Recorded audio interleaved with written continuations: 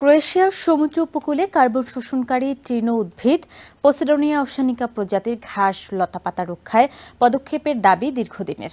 সামুদ্রিক জীববৈচিত্র্য রক্ষায় এই উদ্ভিদের ভূমিকা বিশেষ গুরুত্বপূর্ণ। সুনির্দিষ্ট সুপারিশ পূরণে অ্যাড্রিয়াটিক সাগরের উপকূলীয় দ্বীপ ডুগিওথুকে সমীক্ষা শুরু করেছে প্রাকৃতিক জীববৈচিত্র্য নিয়ে গবেষণা সংস্থা সায়েন্স অ্যাসোসিয়েশন।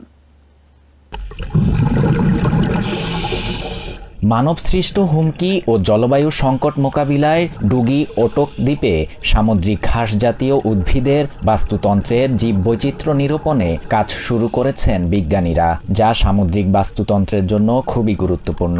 উপকূলে নৌযান নোঙর করা, মাছ ধরা, সাঁতার কাটা, স্কুবা ডাইভিং ও মানুষের ফেলে রাখা নানা সামগ্রীর কারণে সৃষ্ট ক্ষয়ক্ষতি মূল্যায়ন করা এই গবেষণার অন্যতম লক্ষ্য। ক্রোয়েশিয়ার সায়েন্স অ্যাসোসিয়েশনের প্রকৃতি সুরক্ষা বিভাগের সিনিয়র প্রফেশনাল অ্যাসোসিয়েট মাতিয়া স্পিকা জানান, ঘাসজাতীয় এই উদ্ভিদ সমুদ্রের স্বচ্ছতা, অক্সিজেন উৎপাদন এবং সামুদ্রিক মাছের আশ্রয় ও প্রজননে বিশেষ গুরুত্বপূর্ণ, যা অর্থনৈতিকভাবেও তাৎপর্যপূর্ণ ভূমিকা রাখে। উপকূল ঘিরে উন্নয়ন কর্মকাণ্ড, বর্জ্য নিক্ষেপ, সমুদ্র ভরাট করা, নৌযান নোঙর সহ নানা কারণে সামুদ্রিক বিভিন্ন উদ্ভিদ বিপন্ন হওয়ার পথে। বিশেষত নোঙর ফেলার কারণে সমুদ্রতলে খুবই নেতিবাচক প্রভাব পড়ে। গেল ৩-৪ দশকে ভূমধ্য সাগরীয় অঞ্চলে ৩০% উদ্ভিদ কমে গেছে বলে জানান এই জীববিজ্ঞানী। উপকূলে নৌযান নোঙর নিয়ন্ত্রণের ফলে পর্যটন শিল্প ক্ষতিগ্রস্ত হবে না বলে মনে করেন তিনি। নোঙর এবং মাছ ধরার জালের সমস্যা ছাড়াও রাসায়নিক পদার্থ, খামার এবং শহর থেকে অতিরিক্ত বর্জ্য জলবায়ু পরিবর্তনের কারণে পানির তাপমাত্রা বেড়ে যাওয়ায় আরো বেশি ক্ষতির কারণ হয়েছে।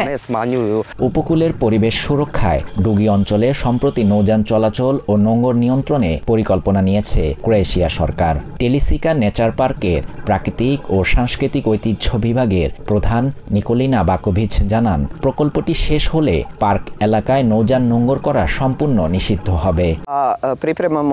কর্নাটি ন্যাশনাল পার্ক সমুদ্র উপকূলীয় এলাকায় হওয়ায় সেখানে নৌযানের ব্যাপক চাপ পড়ে। সরকারের পরিকল্পনায় এই বছরের শেষ নাগাদ 7টি ইকোলজিক্যাল অ্যাঙ্করেজ স্থাপনের কথা রয়েছে। সরকারের চূড়ান্ত লক্ষ্য হল 19টি এলাকায় নৌযান নোঙর সম্পূর্ণরূপে বন্ধ করা। সরকারি সিদ্ধান্ত বাস্তবায়িত হলে এই অঞ্চলে সামুদ্রিক পরিবেশ সুরক্ষায় ব্যাপক ভূমিকা রাখবে বলে আশা করা হচ্ছে। শাহরিয়ার শাফাত, TVN 24 নিউজ ডেস্ক।